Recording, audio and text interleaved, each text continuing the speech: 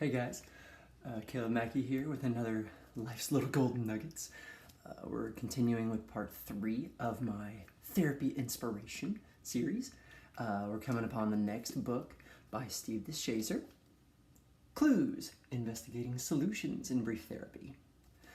And first thing that I noticed was that slowly through each book, he started getting more structured, organized, and almost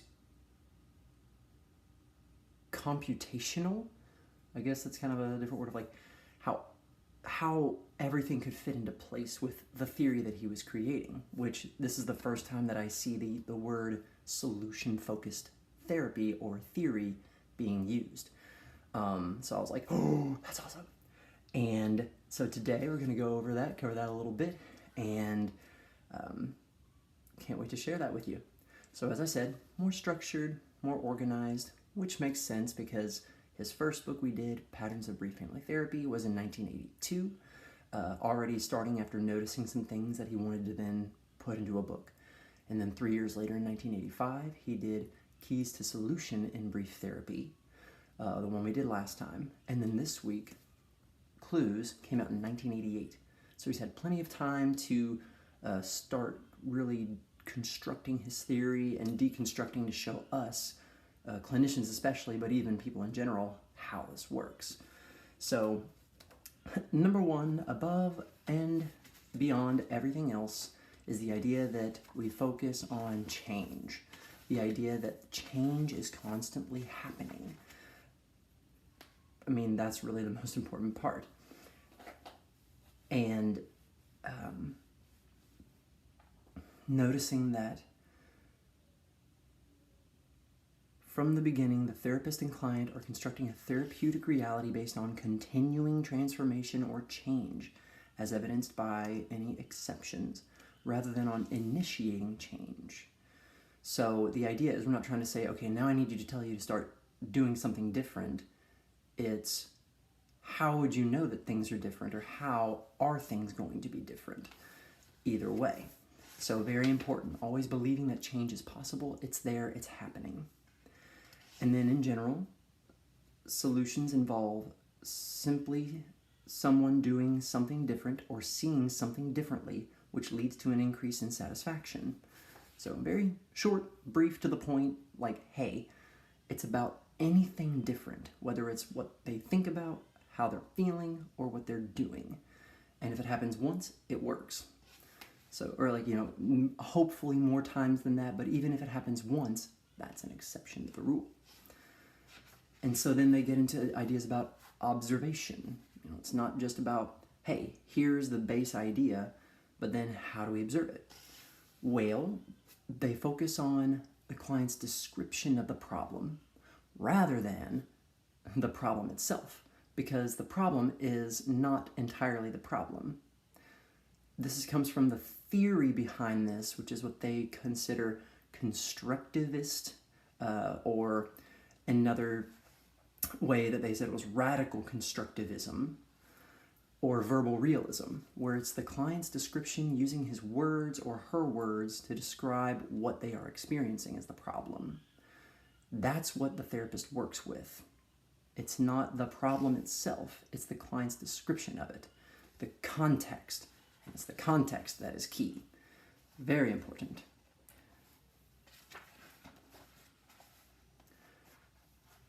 Yeah, that's the radical constructivism, verbal realism, as I've said before, which very much is in chapter 4, which talks about the theory which helps them construct this viewpoint. And it is the depiction or construction that therapy deals with, and therefore a primary focus of the interview is on helping clients change their way of constructing their problematic experience. Thus, if the interview starts with the client talking about being depressed all the time and ends with the client talking about being depressed only 80% of the time, then that particular interview has been successful.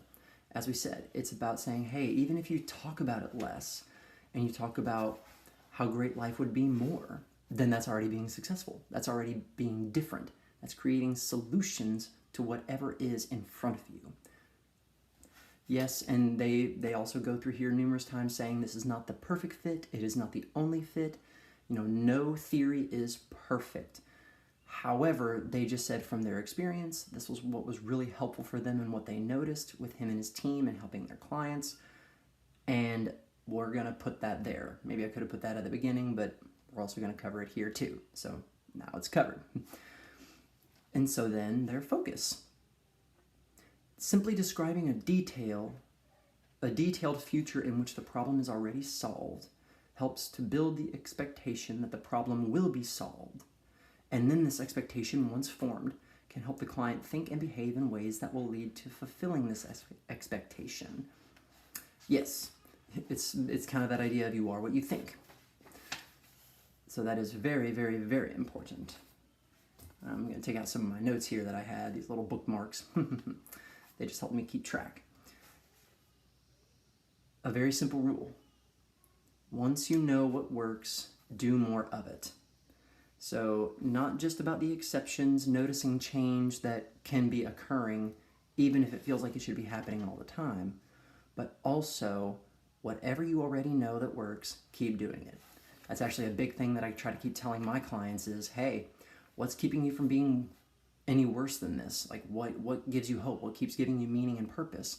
And they'll tell me anything tiny, whether it's thinking about someone or doing something so small that like, that's just stupid. And I'm like, nope. And I bring out these books and tell them it is not stupid.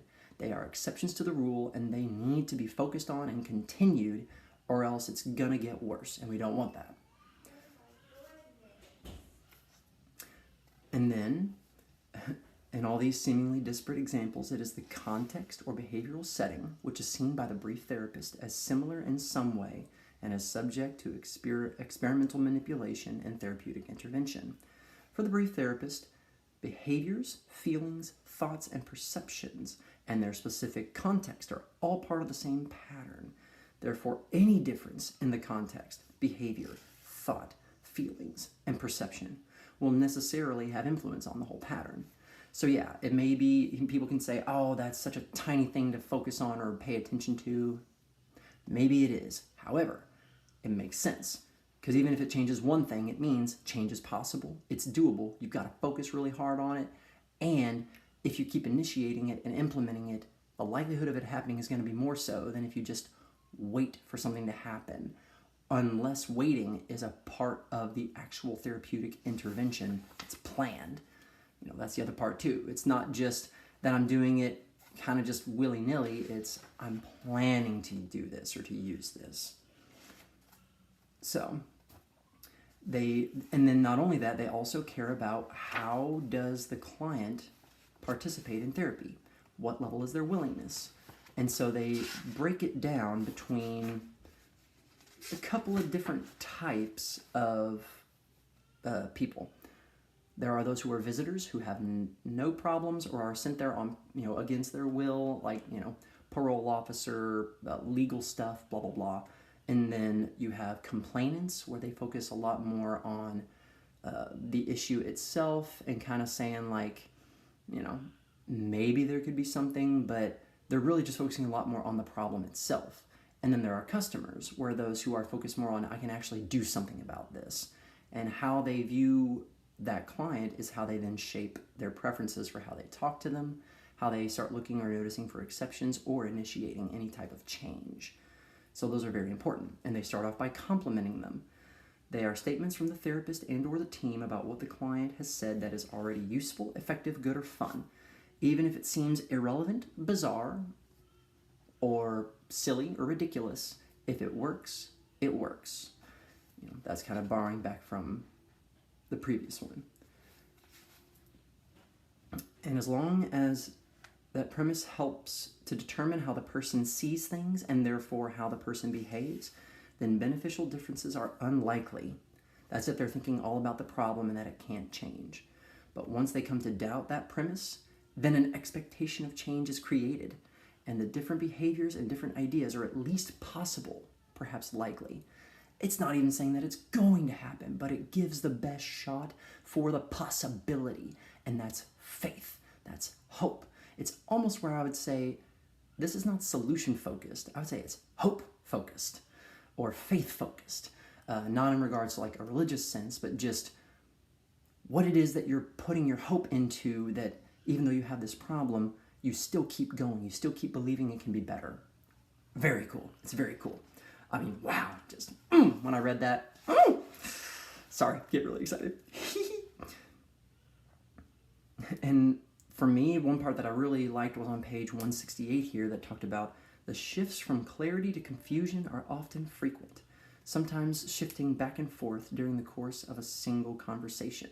So change is constantly happening. We're constantly becoming confused to then understanding to maybe back to confused again. And so don't focus on if all after one conversation everything falls through and makes sense. It's the process. It's the journey that is very, very important. And if we don't have that, then it's going to make things so much more challenging. And so the last thing that I'm going to show you is kind of their whole idea. They put on a central map just on page 86 that I'm just going to show you. You can freeze it or pause the video to take a look at it. So it is right there. This is kind of their whole focus. Bam, right there. That takes from beginning to the end of each session and how they believe, this helps. And for them, as they said, it's not perfect. It's not the only way to do therapy. They just found out that's how it worked. I really find it helpful for me because it also just matches my personality a lot. And my hope is that today you have found something very useful from this. More often than just noticing that, number one, it's the context that matters. Change is always happening. It's possible. It is there. You just got to believe it, and then you've got to really break it down into how can it actually be different, and what would I be doing if it was? And then start planning on how to make that difference a reality, instead of thinking just to get rid of the problem. No, it's to enhance whatever success you've got. So, thank you guys so much. This is Life's Little Gold Nuggets, and can't wait for the next video to come out, which will be part 4 of this series on his next book that Steve Shazer put out, which is called Putting Difference to Work. See you guys then.